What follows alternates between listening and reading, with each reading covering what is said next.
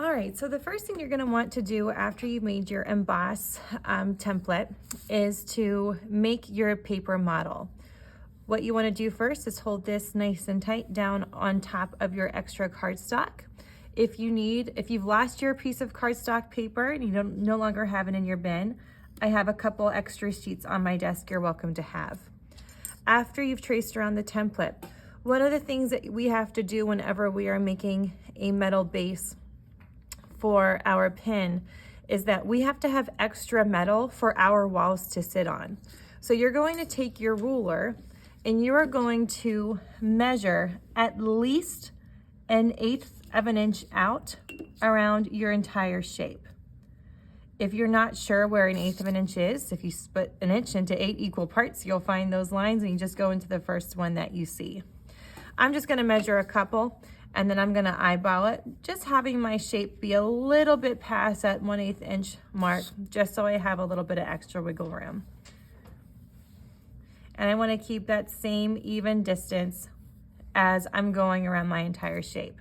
I'm not concerned about this outside shape being perfect because I am going to file and saw it down to this silhouette, but I just need to have some extra metal for this to sit on.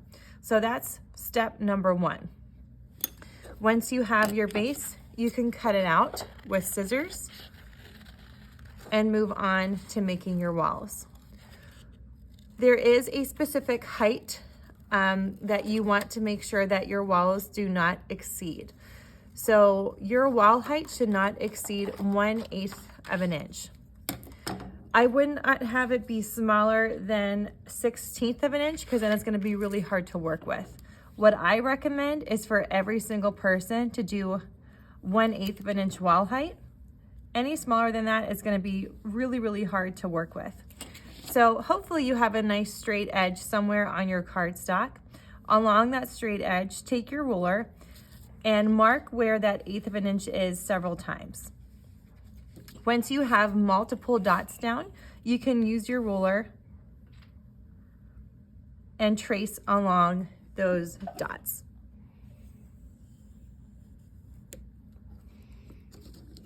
From there, very carefully using your scissors, I can even get this lined up right, here we go. I'm going to cut along this line. What I'm going to do next is I am going to trace my wall around my embossed pendant image to see how long of a strip of metal I need to make the walls of my pendant. So this gets a little finicky because things like to move around. So I'm just gonna wrap this piece of paper all the way around until it's nice and snug. And then where it's nice and snug, I'm gonna hold that in place and make a little mark with my pencil.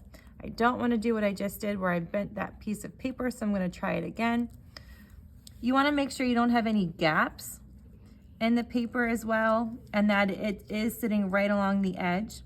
If this is the wrong length, when you go to try to actually place your pendant inside your walls, it may not fit, it may not be big enough, or it might be too big. So that's why you really want to take your time wrapping this around, making sure it's nice, snug, and perfect.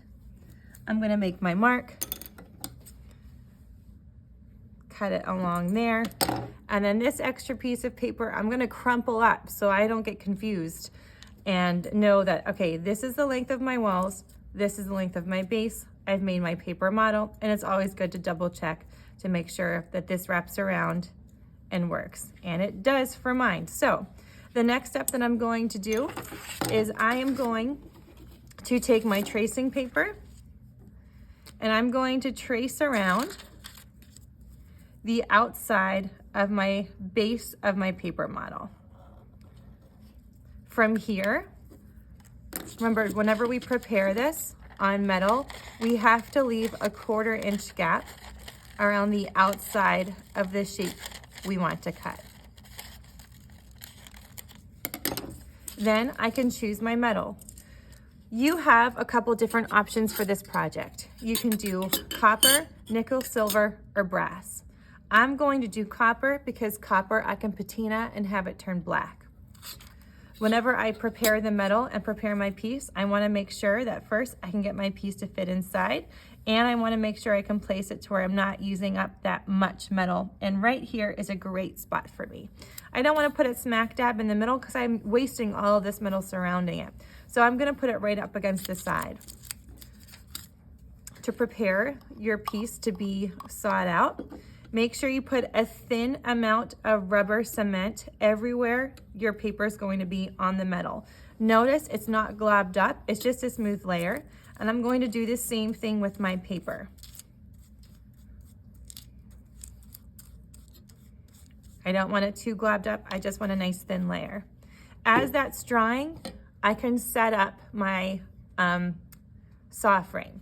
So I'm just gonna move my camera over just to show you guys once again how to set this up. Whenever you put a saw blade in, this saw blade should be facing out and they should be facing down.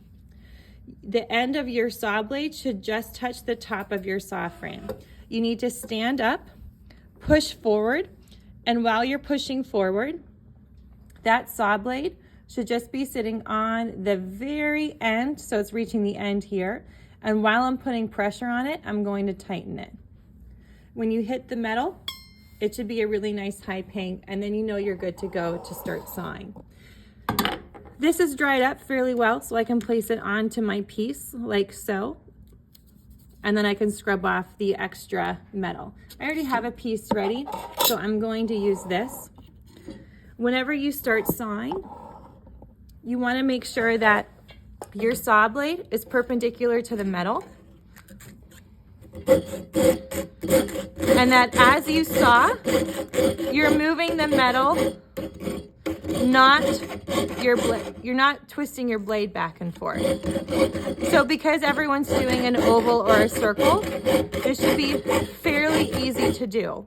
You want to make sure the metal is on both sides of this open V and that you're supporting the metal as you cut.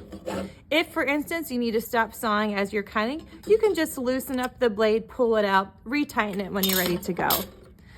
After you've sawed out your piece, you should be left with this pretty rough shaped oval.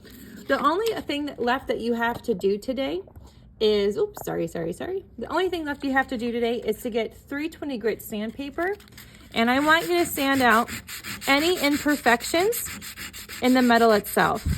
So the proper way to sand is to really push your finger into the metal. You want to go in one direction all the way across the entire surface of that metal. Then you want to go in an opposite direction all the way across the surface of that metal. And you're going to keep doing this until you can't see any deep scratches left in the metal surface, except the scratches left behind by the sandpaper. Once you've done this and you've sanded and everything's good to go, this might take about 5 or so minutes, maybe 7 minutes to get all the scratches out. Then you can put this in your bin with your paper model and the length of your walls and your embossed image. So you need 4 things: embossed image, base of paper model walls, and then base out of the metal of your choosing, and put this into your bin. And then we'll be ready for class tomorrow. Good luck and have fun.